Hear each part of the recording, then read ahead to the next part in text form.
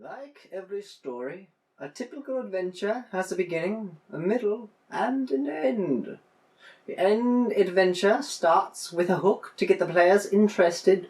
A good adventure hook piques the interest of the players and provides a compelling reason for their characters to become involved in the adventure. Maybe the adventurers stumbled into something they're not meant to see, yada yada yada yada. You could very well read the Dungeons Master's Guide and learn everything you need to about playing Dungeons and Dragons. Or you could listen to a YouTube video explain it all to you. Although I highly recommend getting the book. Greetings and welcome to the first episode of this podcast. And today is all about starting your adventure, Session 1. And to start off, I am going to share with you a story of how I had recently done a Session 1. Our story begins in a small farming village known as Santoric. The party finds themselves inside an inn known as the Smelly Bard, which used to be the front for a former illegal fight club. They hear stories over drink and food of a former adventuring group who saved the town and rescued them all the missing people and all the missing children. One of our current party's name is Buffy, and she has asked her other compatriots to join her in her quest to defeat the evil man known as the Master, who has also turned her fellow slayer, named Kendra, into a vampire. And so now Buffy's goal is to find a way to reverse vampirism, to rescue her friend Kendra, and to destroy the Master. They decided to head east in search of possible vampire activity. They did have to hear, by talking to the sheriff and the locals, that there is possible vampire activity in the east, and the sheriff also let it slip that he's heard rumors about a land called Barovia.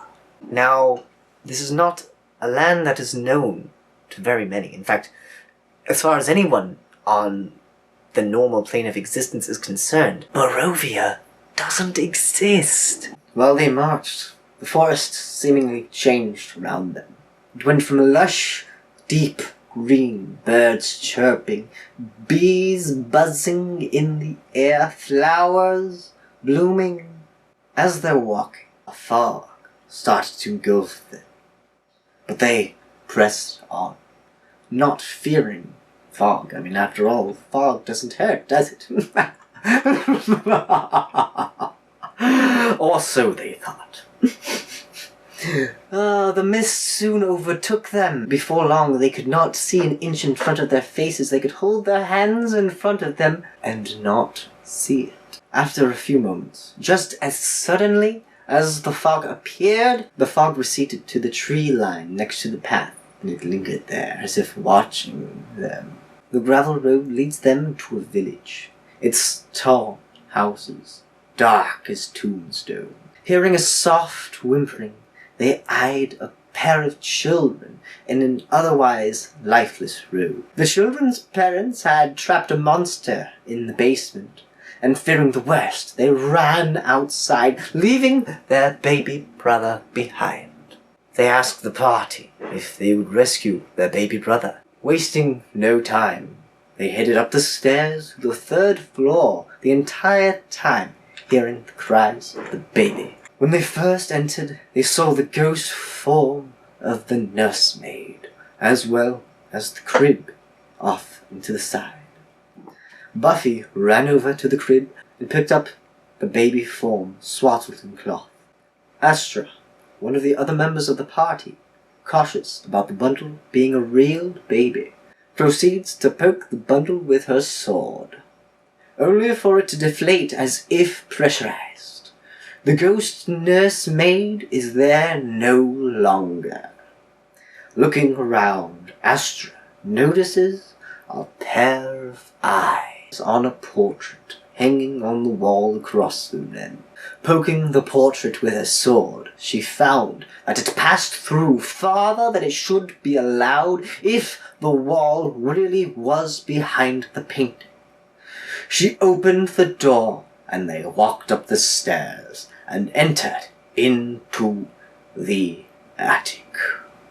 And yeah, that's what happened in my last game that I played as a DM. I've recently played, but I was not the DM. I was just a player. Prefer to be a DM. Basically, how I started that is I started them in a tavern. A lot of people kind of think it's dumb to start out in a tavern, but starting out is starting out. You gotta start somewhere, and no one says that you have to stay in the tavern. As soon as the DM says, you start out in a tavern, there's all this yada table of cloaked figures over here, there's a detective-looking figure at the table, there's a guy, a barbarian-looking figure in the corner, drinking like 2 drinks at the same time. The players can just, if they don't want to be there, they can just get up and leave. They don't have to do anything. I mean, I don't get it why people have a problem starting out in a tavern.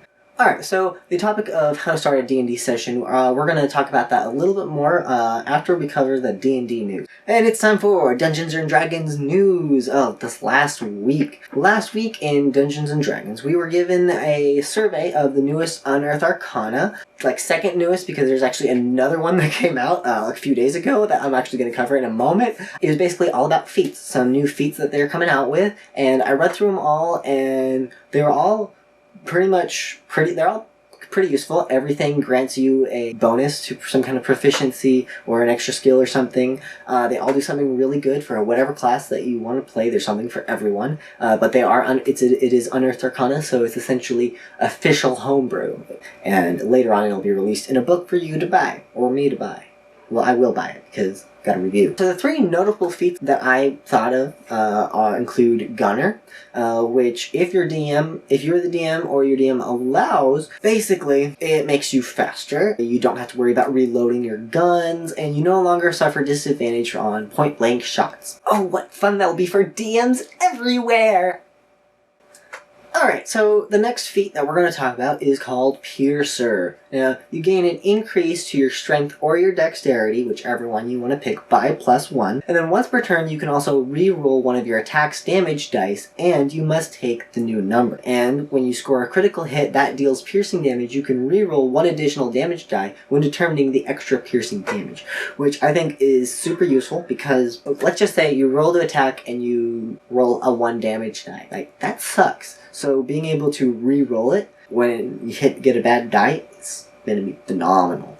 Okay, so the next one we're going to talk about is called Slasher. It's similar to the Piercer with an increase to your strength or dexterity by 1. You can also decrease the speed of the target by 10 feet if you're hitting with slashing damage. And when you score a critical hit dealing slashing damage, you grievously wound it, and until the start of your next turn, the target has disadvantage on all attack rolls. The guy's going to attack you right after you attack them, so it's much less likely they're going to hit you, and you're decreasing your target's speed by 10. So even if they're at 20, they're going to be at 30. So if you need to run away, you're going to be able to run away from them a little bit faster. Just disengage so you don't get hit on your way out and run away. You take your full movement on your turn, you can get 30 feet away from you, even if on their next turn they use their full movement. In this example is 20.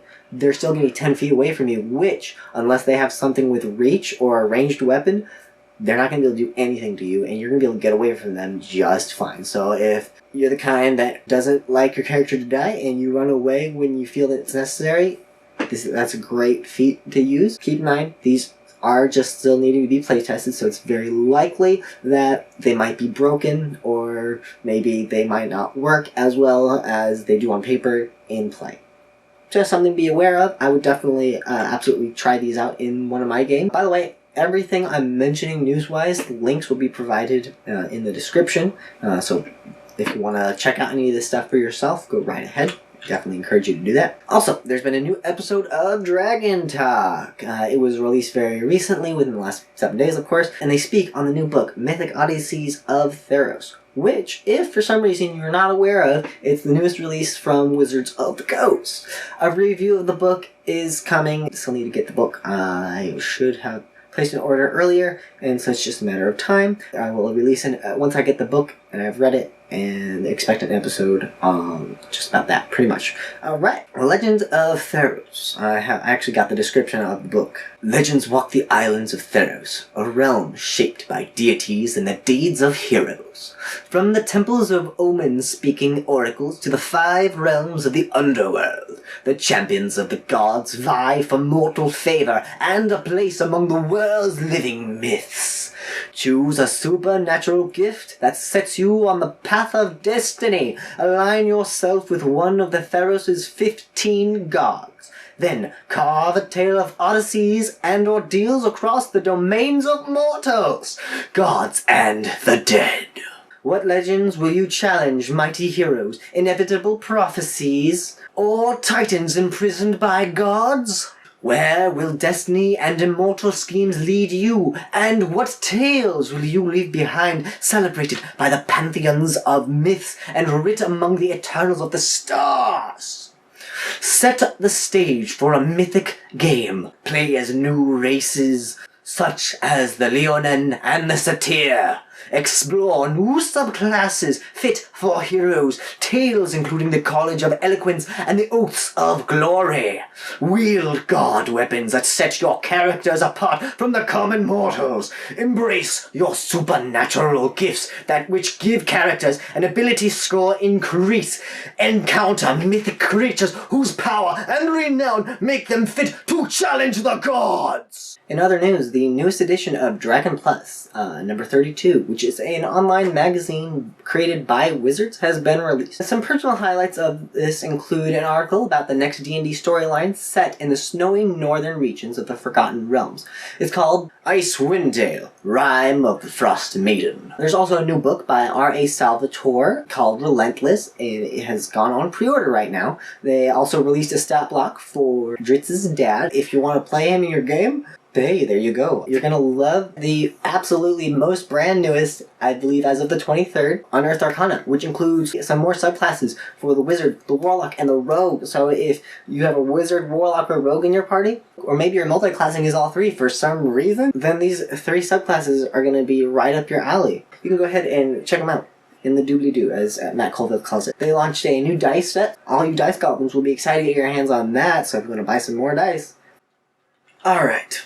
Now, we've reached the part of the episode where we talk about what not to do in D&D. Lessons from my past of playing tabletop role-playing games. Not necessarily D&D.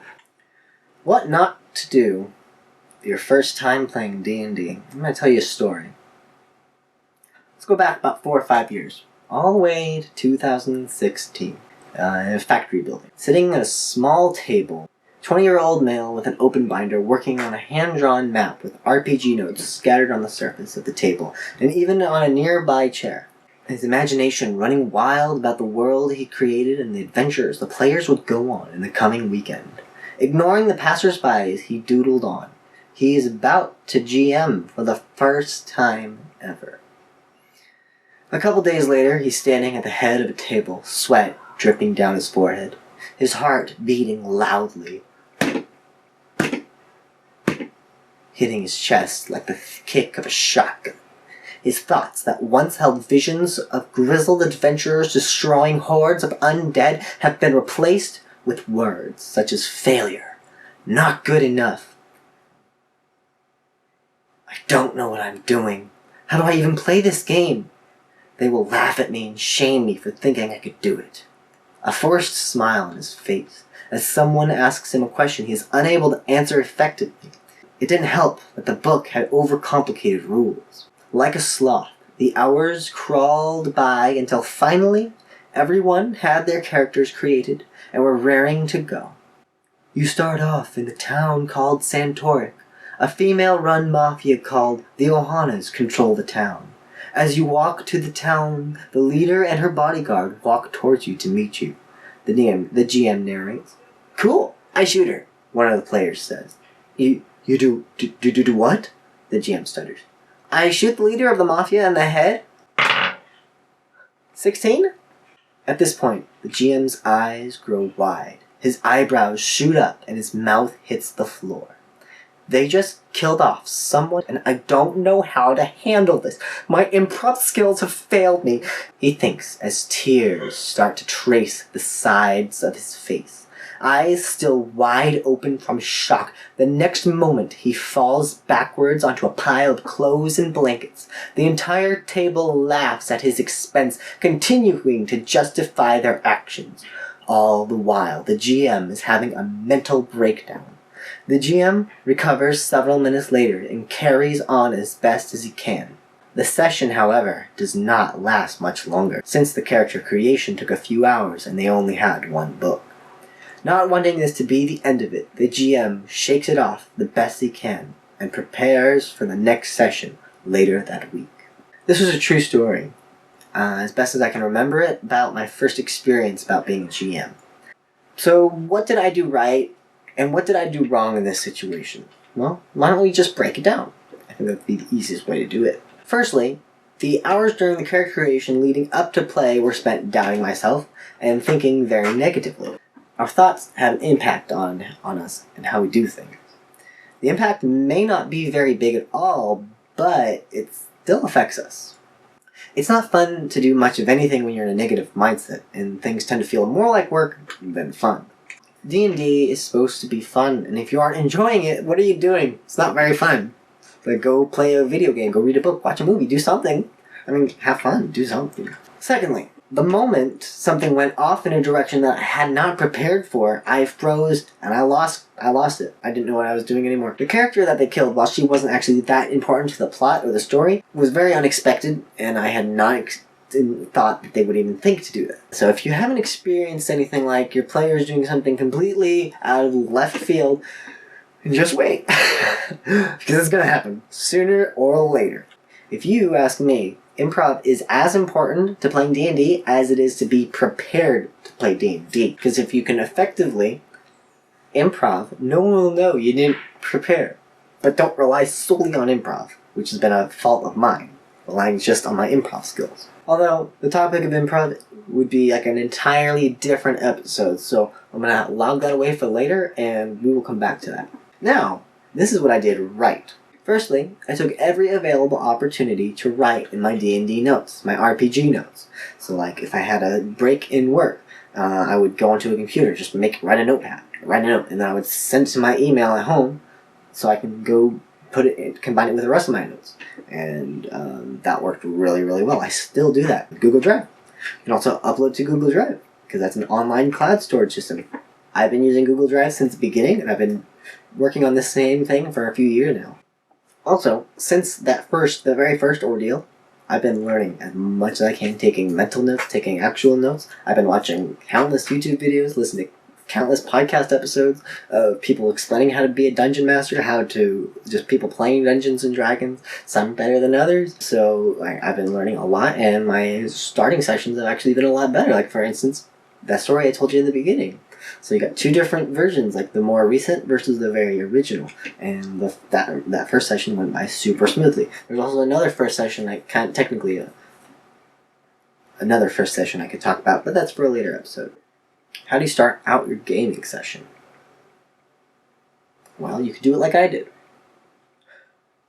Starting out in the tavern is, as cliche as it might be, it's perfectly fine if you just want to get things rolling. You could, if you really want to get things rolling, I heard this recently actually, start out in the middle of combat. There's actually some stories that start out right in the middle of combat, and then you learn everything as you go. You could have it start out to where they have no idea where they are. Like, for instance, you wake up in a wagon, not knowing where you just came from. You wake up on a deserted island. There's a boat wreckage right nearby you. There's lots of ways to do it. Just think outside the box. There's a few right there. If you're really having a hard time deciding, just go with the tavern. It's easy because then it gives you a starting point. Tavern. There's a tavern here. Okay, patrons. Okay, patron. There's this amount of people. Okay, what is wrong? What's with each of these people? Each of them has a problem that the PCs can potentially solve. It's not that hard. It's like starting out a book. It's hard at first, and it's kind of one of the hardest parts.